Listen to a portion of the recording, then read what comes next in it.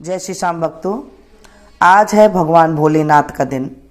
द्वादशी तिथि है और शाम को प्रदोष व्रत लग जाएगा। आज के दिन प्रदोष व्रत करने से जिनके घर में भी दरिद्रता होती है वो दूर हो जाती है। यह हमारे ग्रंथों में लिखा हुआ है। अगर आपके घर में गरीबी है तो आप प्रदोष व्रत कर लीजिए, गरीबी का नाश ऐसे हो जाएगा जैसे पता ही नहीं चला आपको। ऐसे हमारे शास्त्रों में कहा गया है। तो आज हम प्रदोष व्रत की महिमा का गुणगान करेंगे, सुनेंगे।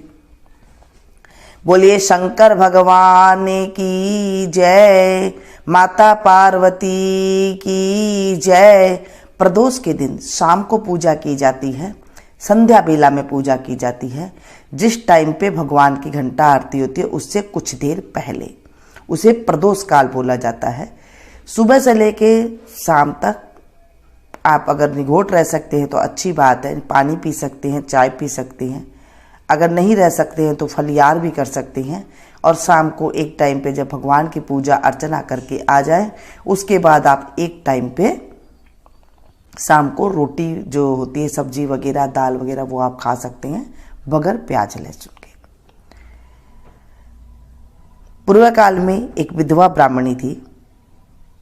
अपने पुत्र को लेकर ऋषियों की आज्ञा से भिक्षा लेने जाती थी और संध्या को लौटती थी। भिक्षा में जो मिलता उससे अपना कार्य चलाती और शिवजी का प्रदोष व्रत भी करती। एक दिन उसे विदर्भ देश का राजकुमार मिला जिसे शत्रुओं ने राजधानी से बाहर निकाल दिया था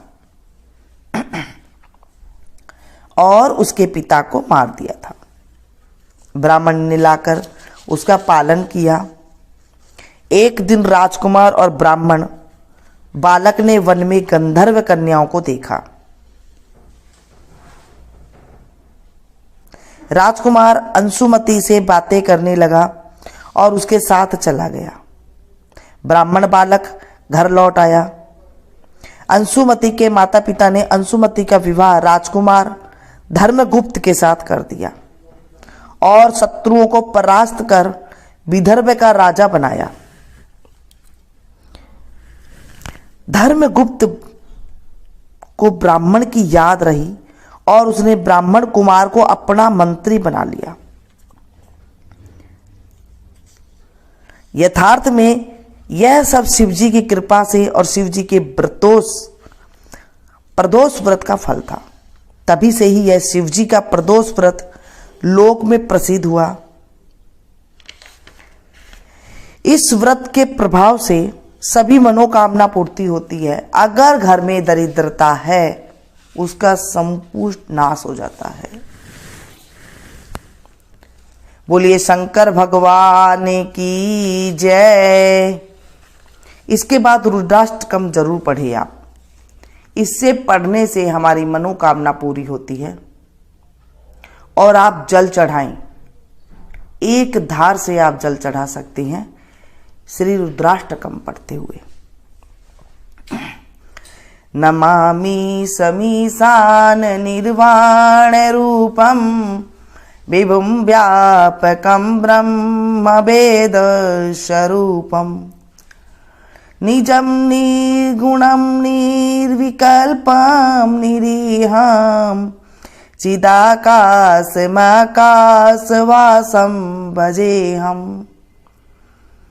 निराकार मोंकार मूलम तुरीयम गिरा ज्ञान गोतीतमीशं गिरीशम करालम महाकाल कालम कृपालम गुणागार संसार पारम नतोहम तुषाराद्रिशंकाश गौरम गभीरम मनोभूत कोटि प्रभाश्री शरीरम शपुरन्न मौली कल्लोलिनी चारुगंगा लसब्दाल वालेन्दु कंठे भुजंगा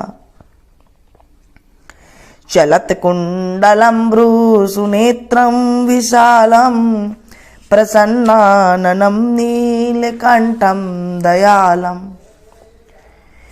मृगाधीशचर्माम्बरं मुण्डमालं प्रियं शङ्करं सर्वनाथं भजामि प्रचण्डं प्रकृष्टं प्रगलं परेशम् अखण्डम् अजं भानुकोटिप्रकाशम्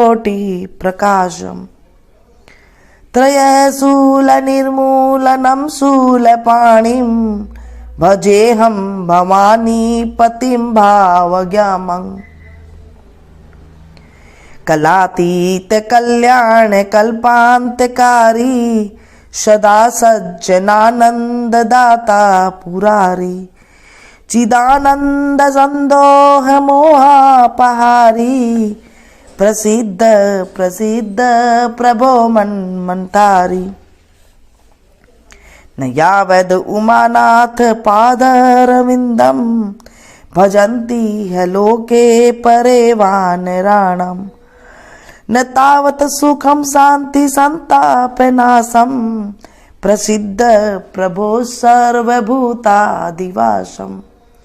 न जानामि योगम जपम नेव पूजाम न तो हम सदा सर्वदा संभुतुभ्यम जरा जन्म दुखो गतातप्यमानम प्रभो पाह्यापन्नमामि शंभो प्रभो पाह्यापन्नमामि शंभो द्राष्टकमिंद पोक्तम विप्रणिहर्तोषे ये पठन्ति नरा भक्त्या तेषां शंभु प्रसिद्धति सांब सदा शिवाय नमः। बोले शंकर भगवान की जय। इसके बाद आप आरती कर सकते हैं। आरती बिल्कुल पौराणिक आरती में आप लोग के साथ शेयर। कर्पूर गौरम करुणावतारम संसार सारम भुजगेन्द्रहारम सदा वसंतम हृदयारविंदे भवम भवानी शयितं नमामि शीश गंग अर्धंग पार्वती सदा विराजत कैलासी नंदियो भृंगी नृत्य करत है गुण भक्तन शिव के दासी शीतल मंद सुगंध पवन जहाँ बैठी हैं शिव अविनाशी करत गान गंधर्व सप्त सुर राग रागनी अति गासी यक्ष रक्ष भैरव जहाँ डोलत बोलत है बन के वासी कोयल शब्द सुनावत सुंदर भ्रमर करत है गुंजासी कल्प धूमियरु पार जाति तरु लाग रहे हैं लक्षासी कामधेनु कोटिक जहाँ डोलत करत फिरत है वीक्षासी सूर्यकांत सम पर्वत शोभित चंद्रकांत भव के वासी छो तुरि तुरि तो फलत चढ़त है पुष्प चढ़त है बरसासी देव मुनि जन की भीड़ पड़त है निगम रहत जो नित्य गासी ब्रह्मा विष्णु जी को ध्यान धरत है बाबा शंकर जी को ध्यान धरत है कछु शिव हमको फरमासी रिद्ध सिद्धि के दाता शंकर सदा आनंदित सुख राशि जिनको सुमिरन सेवा करता भोले जी को सुमिरन पूजा करता छूट जाए यम की फांसी त्रिशूल धर जी को ध्यान निरंतर मना लगाई कर जोगासी दूर करो विपदा शिव तन की कष्ट हरो व्याधा मोरे मन की जन्म जन्म शिव पद पासी कैलासी काशी के वासी बाबा अविनाशी मेरो सुध लीजो सेवक जान सदा चरणन को पायक जान हरि दर्शन को अपनो ज्ञान कृपा कीजो आप तो प्रभु जी सदा सयानी बाबा अवगुण मेरो सब ढकियो सब अपराध क्षमा कर शंकर मेरो अपराध माफ कर बोले बाबा किंकर की बिनती सुनियो अभय ज्ञान दी जो हरिमो को सकल सृष्टि के हितकारी श्री भोलेनाथ बाबा भक्त निरंजन भूतनाथ बाबा भक्त निरंजन अलखनाथ बाबा भक्त निरंजन भवभंजन बाबा शुभकारी काल हरो हरि कष्ट हरो हरि दुख हरो दारिद्र हरो नमामि शंकर भवानी, बोले बाबा हर हर शंकर आप शरणम। सेवा पूजा बंदगी सभी तुम्हारे हाथ, मैं तो कुछ जानू नहीं तुम जानो रघुनाथ।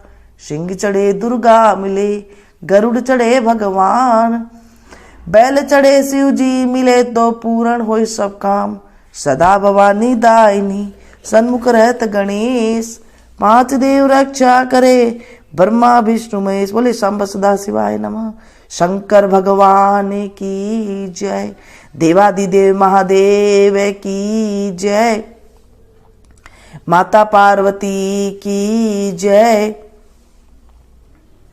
कथा को जब पढ़ते हैं हाथ में थोड़े से चावल के दाने ले सकती हैं, उसके बाद आप कथा का स्मरण करें और बाद में शंकर जी को चढ़ा के आ जाए।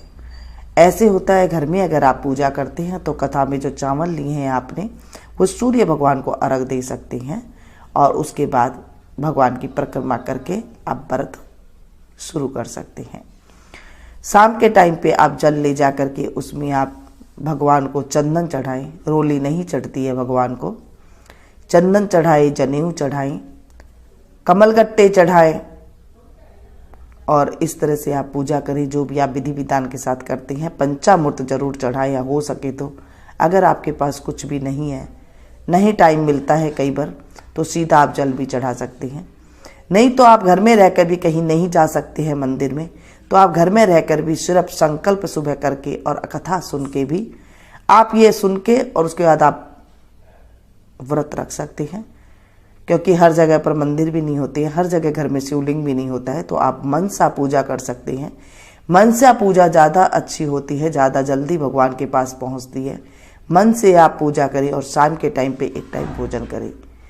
बना सकते हैं तो खीर अवश्य बनाएं ये प्रदोष वाले दिन, क्योंकि द्वादशी भी पड़ती है, तो उस दिन खीर बनाना बहुत शुभ माना जाता है। खीर बना करके आप भगवान का नाम ले करके उसके बाद आप उसका प्रसाद ग्रहण कर सकते हैं। ये थी छोटी सी जानकारी। अच्छी लगी हो तो इसे ज़्यादा से ज़्यादा अपनों के साथ शेयर कीजिएगा, क्योंकि जब हम किसी अच्छी चीज़ को, अच्छी बात को, भगवान के नाम का स्मरण को जब हम किसी के साथ शेयर करते हैं तो हमारे जीवन में खुशियाँ आती है और पापों का नाश होता है। और जो हम जिसे हम सुनाते हैं एक साथ काफ़ी लोगों को जब सुनते हैं तो उनके पुण्य का 16वां हिस्सा हमें घर बैठे ही मिल जाता है। ऐसे हमारे ग्रंथों में लिखा हुआ है। मिलती हूँ फिर से एक नई जानकारी के साथ, नई कथा के साथ। तब तक आप लोग देखते रहिए मीनू संगीत। Thank you.